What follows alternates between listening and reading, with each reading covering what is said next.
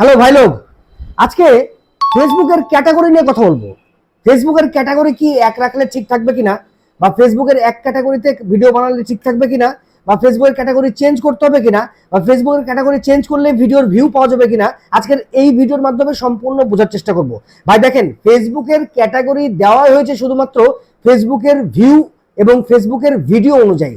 আপনি ভিডিও বানাচ্ছেন এক ক্যাটাগরিতে, আপনি ক্যাটাগরি লিখে রেখেছেন আর একটা অন্যরকম, তাহলে কিন্তু আপনার ফেসবুকে কখনোই কিন্তু ভিউ হবে না। ভাই অনেক জনা অনেক ধরনের ভিডিও বানাচ্ছে, বাট ক্যাটাগরিটা মেনটেন করে ভিডিও বানাচ্ছে না। ক্যাটাগরিটা সবচেয়ে বেশি ইম্পর্টেন্ট। ফেসবুকের রিচ, এঙ্গেজমেন্ট এবং অ্যালগোরিদম ধরে রাখার জন্য আপনার ক্যাটাগরিটা 100% আপনাকে ঠিক রাখতে হবে। আপনার ক্যাটাগরি অনুযায়ী ফেসবুকে আপনাকে ভিডিও বানাতে হবে।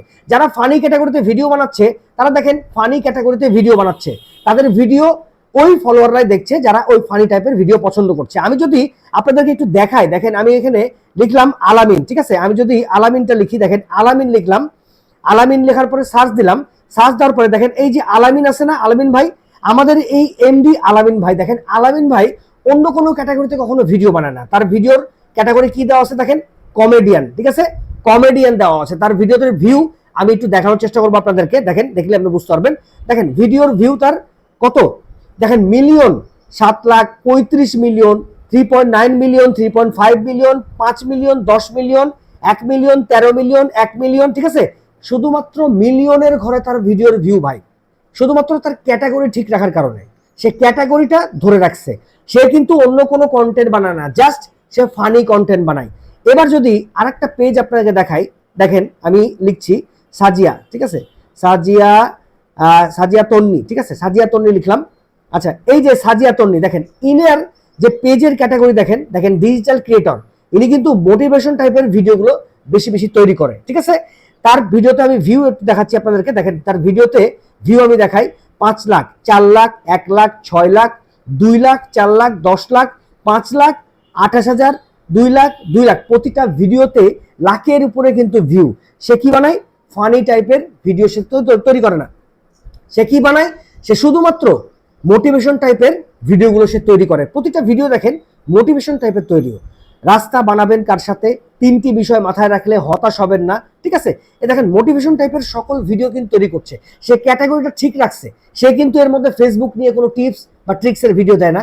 সে কিন্তু মোবাইল নিয়ে কখনো তার টিপস অ্যান্ড ট্রিক্সের ভিডিও দেয় না। সে ট্রাভেল করছে, তার টিপস অ্যান্ড ট্রিক্স ভিডিও দিচ্ছে না। সে খাবার খাচ্ছে, সেই ভিডিও কিন্তু দিচ্ছে না। সে শুধুমাত্র তার পেজের ক্যাটাগরি রাখছে মোটিভেশন। এই জন্য তার ভিডিওতে চমৎকার ভিউ কিন্তু চলে আসছে। ক্যাটাগরিটা সর্বপ্রথম আপনাকে ধরে কাজ করতে হবে। একই ক্যাটাগরিতে ভাই ভিডিও যদি আপনি বানাতে পারেন, আপনার ফেসবুকের রিচ, এঙ্গেজমেন্ট আপনি ধরে রাখতে পারবেন, আপনার ক্যাটাগরিটাও ঠিক রাখতে পারবেন, এবং আপনার ফেসবুকের যে উইকলি চ্যালেঞ্জ, সেই উইকলি চ্যালেঞ্জটা প্রতি সপ্তাহে কিন্তু আপনি পূরণ করতে পারবেন। এই জন্য ক্যাটাগরিটা সবচেয়ে মেন একটা ফেসবুক পেজের জন্য, ঠিক আছে ভাই?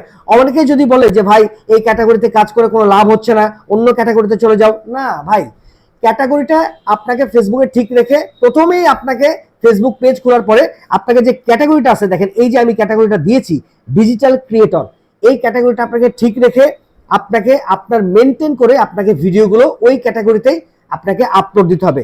যদি আপনি আপনার ফেসবুকের টাইমলাইনে চলে যাই, টাইমলাইনে সার্চ দিলাম, দেখেন টাইমলাইনে আমি যেই রিলসগুলো দেখছি, সেই রিলসগুলো দেখেন, এই রিলসগুলোতে প্রচুর পরিমাণে কিন্তু ভিউ আছে, কারণ এই রিলসগুলো ট্রেন্ডিং টপিকসের উপরে চলছে এবং ট্রেন্ডিং চলছে। দেখেন এই রিলসগুলো কিন্তু ট্রেন্ডিং এ আছে, ঠিক আছে? তো এই রিলসগুলো আমি এর মধ্যে একটা রিলস ওপেন করে আমি দেখাচ্ছি। এই যে ভিডিও কখন ভাইরাল হয় না জানলে জেনে নিন। বাট এই যে এই ক্যাটাগরিটা সে বানাচ্ছে, সে কি প্রতিটা ভিডিও এই ক্যাটাগরিতে বানাচ্ছে সেটা আমি দেখবো। এই আপুর পেজে চলে গেলাম, মিতু লাইফস্টাইল চলে গেলাম। চলে যাওয়ার পরে দেখেন এখানে তার ফলোয়ার হচ্ছে 189টা ফলোয়ার। তার ভিডিওতে ভিউ আমি দেখবো, দেখেন তার ভিডিওতে ভিউ হচ্ছে 8 লাখ, 2 মিলিয়ন, 3,000, 2,000, 5,000, 3,000, 6,000, 16,000, 9,000। বাট তিনি কিন্তু তার ক্যাটাগরিটা চেঞ্জ করেন নাই। তার প্রতিটা ক্যাটাগরি কিন্তু একই রয়েছে। ফেসবুক টিপস অ্যান্ড ট্রিক্স নিয়ে সে ভিডিও বানাচ্ছে। তার ফলোয়ার কম, বাট এই জন্য ভিউটা কিন্তু কম হচ্ছে। আর ফেসবুক টিপস অ্যান্ড ট্রিক্স নিয়ে সবাই ভিডিও দেখতে চায় না, বাট ক্যাটাগরিটা ঠিক রাখার কারণে তার ভিডিওতে কিন্তু প্রতিনিয়তই 5,000, 2,000, 4,000 করে ভিউ কিন্তু প্রতিনিয়ত কিন্তু আসছে। এ মিনিমাম কথা হলো যে একটা অ্যামাউন্ট কিন্তু প্রতি মাসে সে ইনকাম করতে পারছে। এই জন্য ক্যাটাগরিটা সবার ফার্স্টে আপনাকে ঠিক রাখতে হবে। ক্যাটাগরি মেনটেন করে আপনাকে ভিডিও তৈরি করতে হবে ভাই। যখনই আপনি ক্যাটাগরি মেনটেন করে ভিডিও তৈরি করবেন, আপনার পেজের ক্যাটাগরিটা ভালো দিবেন, সেই অনুযায়ী আপনি ভিডিও তৈরি করবেন, দেখবেন আপনার ভিডিওতে প্রচুর পরিমাণে ভিউ আসছে। আপনার ওই ক্যাটাগরির মানুষজনই কিন্তু আপনার ভিডিওতে ভিউ করবে এবং আপনাকে ফলো করবে। যখনই ক্যাটাগরিটা আপনি চেঞ্জ করে দিবেন, আপনার ভিডিওতে ভিউ কমে যাবে, ওই ফলোয়ারগুলো আপনাকে আনফলো করে যাবে। ভাই আমার একটা পেজে হয়েছে, আমি একবারে সচক্ষে আমি প্রমাণিত যে আমার একটা পেজের ক্যাটাগরি চেঞ্জ করার পরে আমার ফলোয়ারগুলো কমতে আসে। এই জিনিসগুলো কখনো করবেন না। ক্যাটাগরি মেনটেন করে ক্যাটাগরি ঠিক রেখে আপনাকে যেই প্রমাণটা আমি দেখিয়ে দিলাম, এই প্রমাণটা দেখার পরে আপনি এখনই ক্যাটাগরি চেঞ্জ করে নিন ফেসবুকে, এবং ওই এক ক্যাটাগরিতে আপনাকে সারা জীবন ভিডিও যদি বানাতে পারেন, আপনার ফেসবুক পেজ এখন দাঁড়াচ্ছে না, আজ থেকে 2 মাস পর 5 মাস পর 100% ওই ফেসবুক পেজ থেকে আপনি 100% প্রতি মাসে কিন্তু ইনকাম করতে পারবেন। আর এই ধরনের ভিডিও পাওয়ার জন্য আমার পেজটা কিন্তু ফলো করতে হবে না। আমার পেজের নাম হচ্ছে প্রিন্স লাইফ 2.0। আর আমার ইউটিউব চ্যানেল থেকে যদি দেখে থাকেন তাহলে চ্যানেলটা সাবস্ক্রাইব করতে ভুলবেন না। নতুন নতুন ভিডিও পাওয়ার জন্য অবশ্যই চ্যানেলের সাথে থাকবেন। খুব চমৎকার চমৎকার সামনে কিন্তু ভিডিও আসছে। ধন্যবাদ সবাইকে। আল্লাহ হাফেজ।